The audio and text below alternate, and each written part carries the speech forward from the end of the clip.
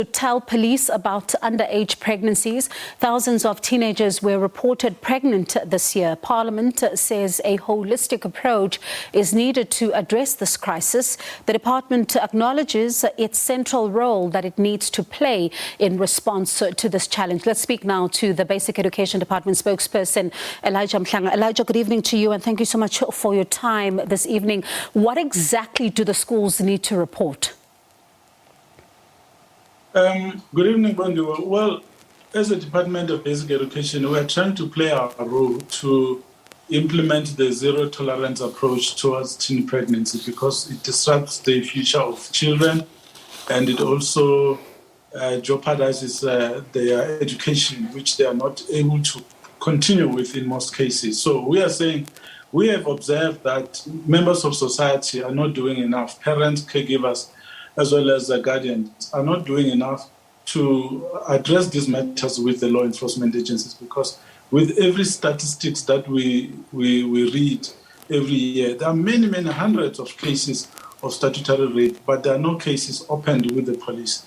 In some of those cases, when we follow up, we find that we are told the matter has been resolved between the families, even though a case of statutory rape remains. So we feel that we need to play a more active role as a sector to make sure that we assist in clamping down on people who are, causing the young children to fall pregnant, especially the older persons who are involved in these pregnancies. Now, when obviously the schools find out, and as you say, a very serious challenge also unfolds where families are concerned, as you say that some of them say that they've resolved it within themselves, but other times, Elijah, children themselves don't want to say anything. And I remember seeing a report of such a nature where a child was just refusing to say who impregnated them. How is the family, the department, as well as the police going to navigate, this particular avenue? That's a very good question. It's good because it then allows us an opportunity to explain why we actually need the comprehensive sexuality education, because that's exactly what it addresses. It empowers children to talk about the violation which they would have experienced. It allows them to describe exactly what took place, who did what, when, provide a very good report which law enforcement agencies can use, but also to go and report on their own in case where the family feels that they don't need to report because there's someone in the family who will be implicated and it could compromise relationships in the family. It's such things that we cannot tolerate anymore. That's why we feel that young people need to be empowered with the right skill, the confidence that they need for them to report to the nearest adult person, to report to the police, or even to report to the teacher or school principal in school so that they can get the help that they need. Because we know that in the majority of the cases, they did not consent to the sexual activity. It's a sexual assault. In those cases where the statutory rape, there it's just a direct criminal matter which the police must deal with. And how then are you also going to deal with the reality that sometimes it's even boys as young as 14 who are getting girls as young as 10 pregnant? How then are you going to deal with these two young people who've made such a life-changing decision? Well, we are saying that families need to take the first responsibility. It is their responsibility to teach about these things. In school, yes, we teach, it's in the curriculum, it's part of life orientation, it's part of life skills. That's why we have packaged it and we say it's comprehensive sexuality education so that we provide education to them. We say first prize is abstinence because that's the only way that you can stay safe. But we also provide other elements as well to say this is how you can protect yourself. You need to understand the implications of what you are doing, the repercussions of the things that you are doing. We want young people to focus on their education. But as you've said, the reality is that they are having sex and families seem to be turning a blind eye to this. And we say this because of those many cases of statutory rape and learner pregnancies. You find that in some instances, the parents or caregivers don't come through. So we are saying it has to be a partnership. The only way, in fact, if you go to that policy on the prevention of pregnancy in schools, it says that on page 11, if you want to go and read, it says the success of this policy depends on the active participation of parents and the community in general. So we shouldn't expect education to solve social problems. We are playing a part, but it has to be a partnership that works both ways.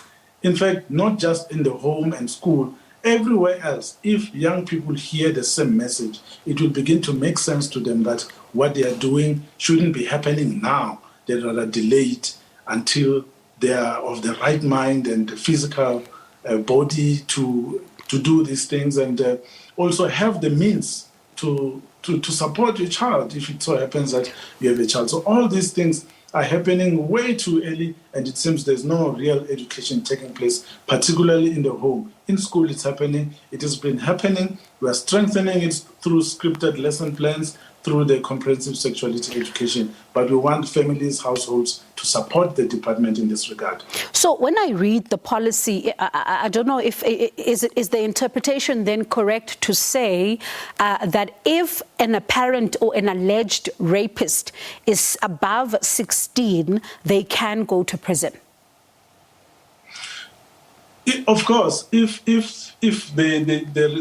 that person is above 16 and the girl is underage, then it's a criminal matter.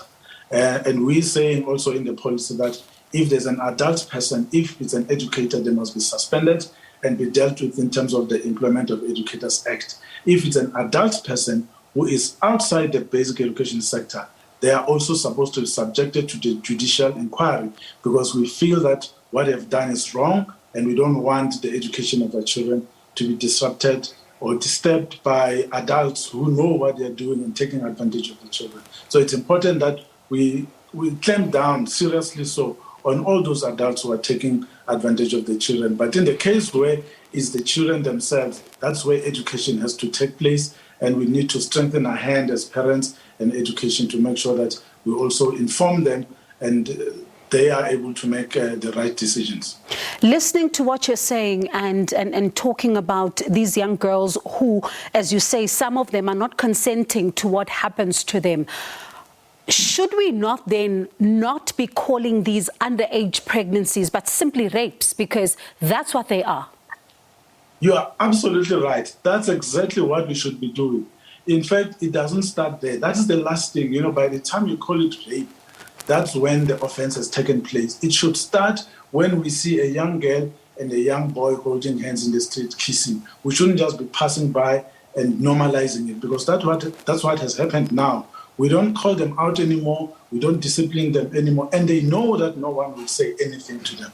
And because that happens, then they take it to the next stage, then they start having sexual relations. But also, even in cases in our streets where an older person has raped a child, 14, 10, whatever, they fall pregnant. We do nothing as society. In fact, I'm yet to hear of one big march somewhere where people are saying enough is enough. We don't want these unwanted pregnancies anymore. We are tired of teen pregnancies. The perpetrators must be arrested.